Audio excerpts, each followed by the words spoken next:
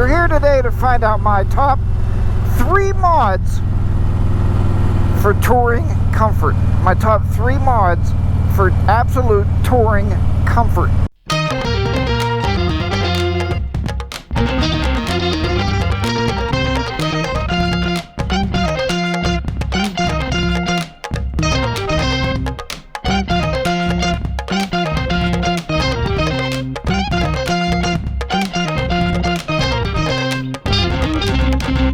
Hey guys, HarleyDayRider back at you once again, your good old friend HDR. And I'm out here on the lovely Road Glide Ultra on a beautiful day here on a Saturday, just cruising along, man, enjoying the afternoon and just it's breathless. And I'm here hitting one of my second favorite roads in my local area, man. This is just a neat little road, a lot of little twisties, and it's not real long, it's not even real technical, but it is a lot of fun, man. Look, you can just come in and out here. This road is not as washed out as the other one I had you on the other day on one of the other videos. As you can see how it twists up here. Just come up here.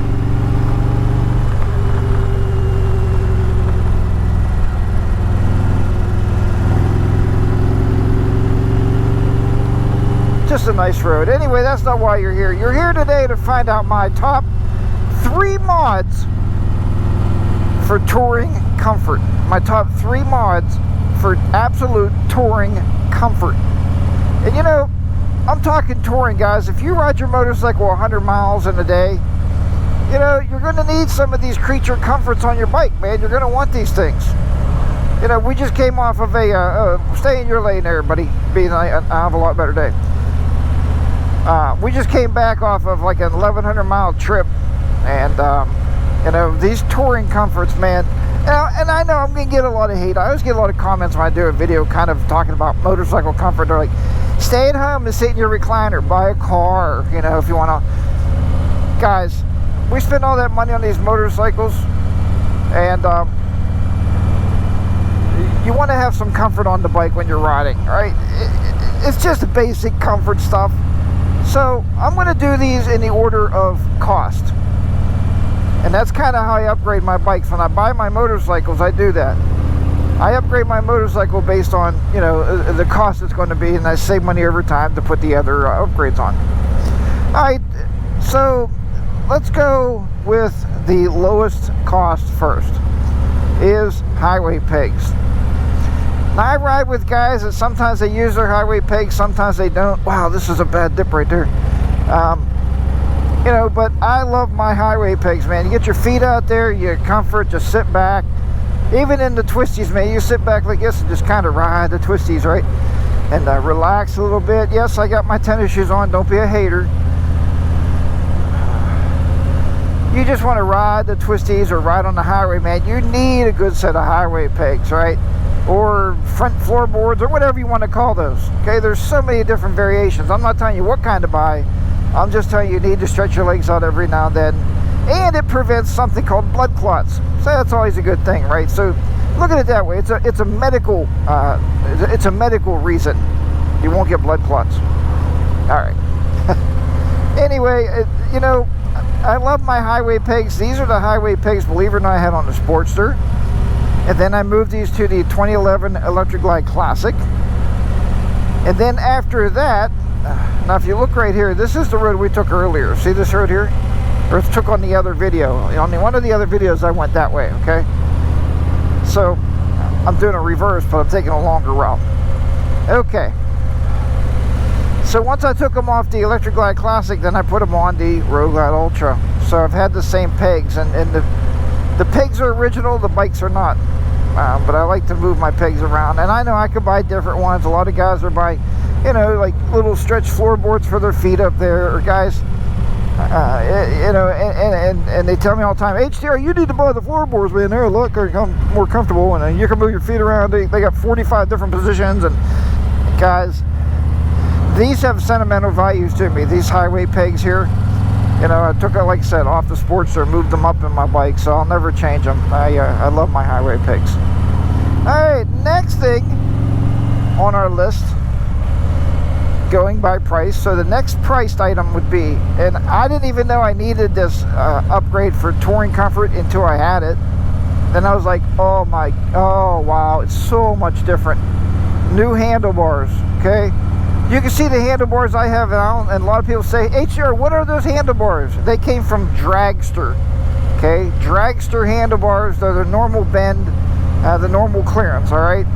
I am looking, and some people have been talking to me. I can't remember who I asked about. Oh, a local guy. He just put the meat hook handlebars on. And I'm looking at changing these out and putting, I just want to put black on. So if I do that, I may in fact put the meat hook handlebars on here, because I think they look awful cool, and I want my hand to be more flat. Right now it's kind of curved down. This way it'd be up flat with the meat hook handlebars. So I am looking into that. You know, it might be another upgrade I do later on, maybe over the winter. You can never have too many handlebars. Yes, you can. Mrs. HR will tell you can't have too many handlebars, HDR, so quit buying stuff. But so anyway, I would upgrade my handlebars. Once I did that, I noticed that I have no more shoulder, what I call shoulder droop. So on long trips, man, when you're riding, if you've never done a long trip, maybe you have, your arms down here, when they're down here, your shoulder starts to get aching in the back. Now, when Mrs. HR is with me, it's not a problem, because she starts massaging the back of my shoulders, because she knows that I get that thing called shoulder droop. Now that I got the bars up, guys, look at this twisty, huh? Look at these, man, this is just like, these are ins and outs here, buddy. This is the road we came down, or came down on the other video. Now I'm going up it on this video. See how that works? All right, so shoulder droop. Get yourself a nice set of handlebars. There's a lot of difference. I've been seeing there's handlebars out there now called Dominators. Check those out. They're pre-wired, guys. All you got to do, they're pre-wired. That's what the local guy here put on, was Dominators. I think it's Dominator. I think that's right. Domination there. All right, let me get up this hillside here. So Dominators, they come with a cord in it, so you can just hook it to your throttle, your throttle wire by throttle by wire. You get the picture, and you can just pull it right through. And they're very inexpensive. I'm talking 200 bucks. And guys, on a Road Glide, you know, you probably see my video about why you should buy a Road Glide by now. You should have a Road Glide, and the reason it is, it's very easy to work on. And I know you guys with the back wing fairings, so I can rip that fairing off in 5 minutes. Man, it used to take me all day to get my fairing off. Now all I gotta do is release this cluster right here, pull this, unbolt my handlebars, pull them off, throw the new bars on, bolt it back up, and I'm done. Don't take it to the shop, guys. They're going to rack you, man. They're going to rook you for handlebars.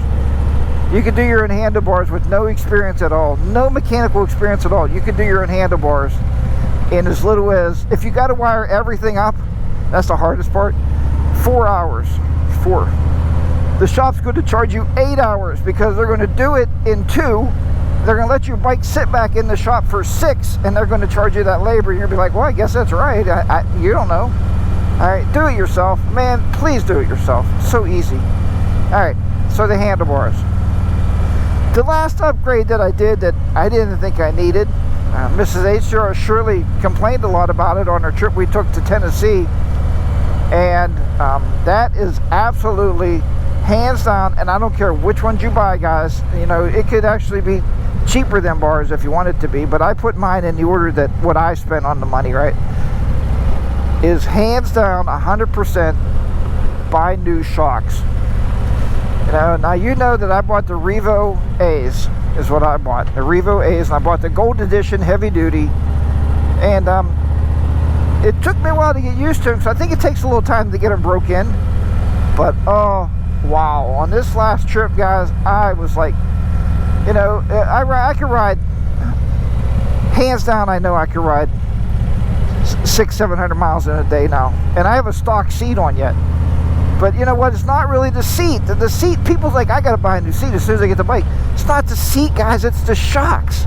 The shocks are jamming it up.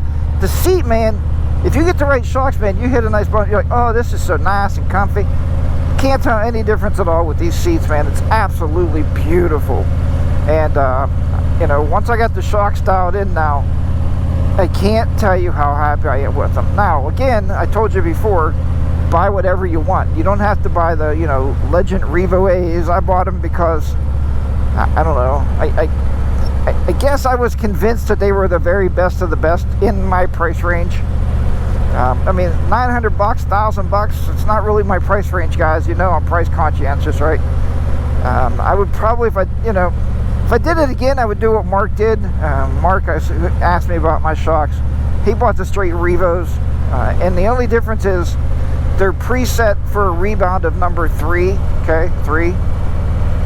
Mine are still preset for number 3. I told him I never changed them. I never had to. Most people average weight and height leave them set on 3. So just buy the Revos and save $300. That's exactly what he did. He got his for $700. You could buy the Progressives.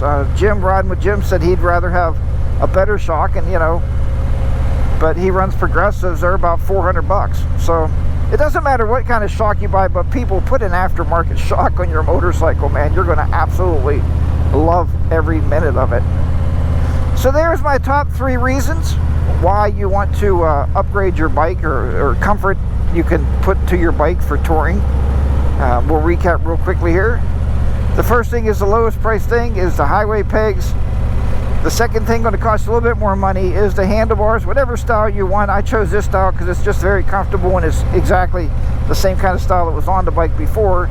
These are 12-inch, and again, they're from Dragster, so check them out. The other thing that I can tell you is the shocks. So if you do those 3 things, man, you're gonna call me up. You're gonna look for my number, call me up, say, HDR, man, thank you, thank you, thank you. It is amazing that you told me these 3 items, because my bike is so nice, and you'll be out there riding, doing 1,000-mile days and having no trouble whatsoever. Guys, thanks for watching. I've been babbling too much, running this video over. I tend to do that every now and then, but you know me. You guys have been watching me for a while. If you're new to the channel, then hey, man, hit that subscribe button. I need more subscribers. I'm trying to make, I want to make like 10 million by December. No, I'm just kidding. I'd love to have you a subscriber. I'd love to come back, check out my videos here.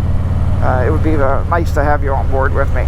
So take care, everybody. Remember, ride your own ride. Be safe out there, huh? HarleyDayRider, be down and out. Back in the beautiful state here of Pennsylvania. I'll see you next time. Bye-bye for now.